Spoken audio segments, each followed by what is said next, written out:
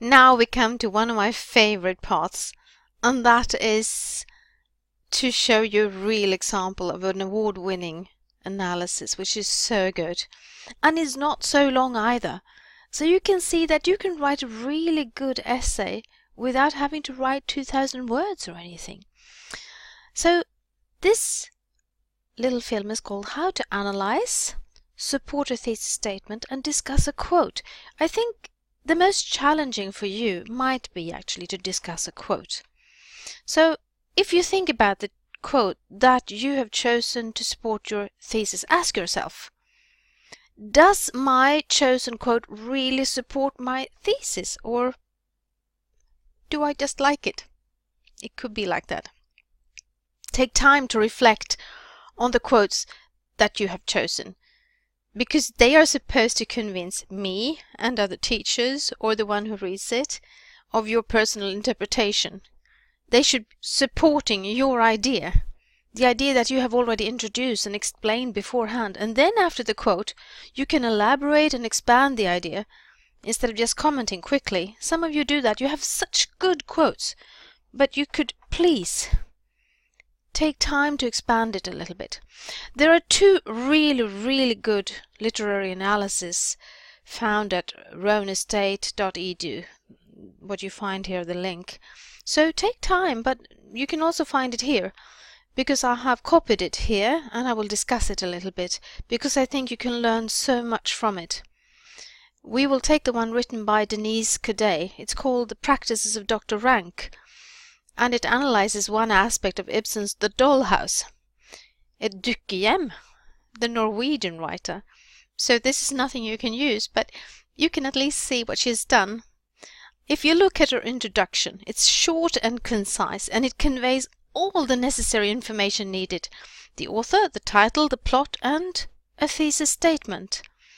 I know the text here is very small for most of you, so please download the PowerPoint presentation or the PDF. You see her introduction, and it doesn't say introduction. I have added that, because no subtitles, please. She says, in the play A Dollhouse by Henrik Ibsen, the convention of marriage is examined and questioned for its lack of honesty. The play is set in the late 1800s, which provides the backdrop for the debate about roles of people in society. Ibsen uses the minor character Dr. Rank to help develop the theme of conflicts within society. This in turn creates connections with the plot. Dr. Rank's function in the play is to foreshadow, symbolize and reflect upon the truth of life and society, and to break down the barrier between appearance and reality. So you see how beautifully she puts it here. She directly pinpoints the function of this character Dr. Rank and how he's connected to everything happening in this story. So that is her thesis statement. So how does she support this one then? Well, as you can see in her second paragraph, she directly connects her discussion and her quotes with this thesis statement. She starts one function of Dr. Rank in the play is to foreshadow events to come.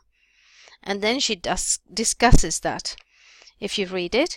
And as you mentioned, you can see what she's saying here, that the reader can begin to see this in Rank's statement. Rank also foreshadows the change of society, which is constant throughout the play. One can begin to see this foreshadowing in the statement Rank makes. And here comes a quote. That's the concept that's turning society into a sanatorium. And she finishes off by connecting to her thesis statement. Through these insights, Dr. Rank provides the reader with an ability to form opinions important to the plot. So she's returning to it. And how does she continue? In the third paragraph, she does the same thing. Directly she says, she connects to what she presented at the beginning. Ibsen also uses Rank as a symbolic tool enabling the reader to look deeper into the plot. Then she says he's a symbol of the dying society, and she explains he's sick and so on.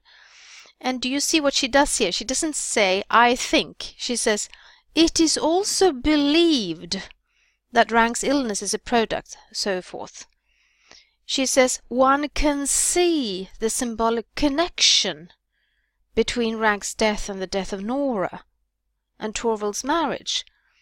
This can clearly be seen. And here all of a sudden you see how she's using formal English. She doesn't say, I think, or it perhaps. She's in no way presenting any insecurity. And here, once again, she presents a quote, and she discusses it. It is with this extremely symbolic statement that the reader can see the connections between rank and so forth. And then, at the very end, she connects to her thesis again. It is through the symbolism of rank that the reader sees the deterioration of society as it was known by the main character. So look once again at this text in your downloaded PDF or PowerPoint. Check this to improve your personal analytical skills. Look at the language. It's varied, it's complex. There is passive tense, there are linking words. Look at the discussion that is followed by the quote to support what she has stated. Look at the conclusion that she presents. And look at the end where she returns to her thesis statement that she presented at the end of the first paragraph. But she's not at all repeating it.